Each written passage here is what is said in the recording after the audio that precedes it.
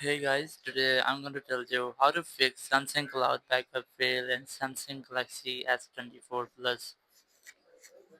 If you're using S24 Plus and you're facing the issue that your cloud backup has been failed, so let's see some possible fixes for this. So the very first thing I recommend you have to make sure that you have a stable and strongest network connection, and you have to also make sure that you have cleared cache of your cloud backup app. Just go to your settings there, go to apps.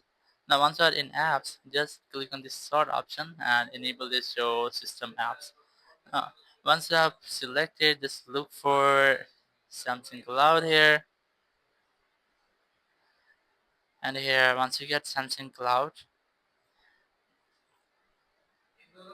you just have to click on it, scroll down, look for storage, and then click on clear cache.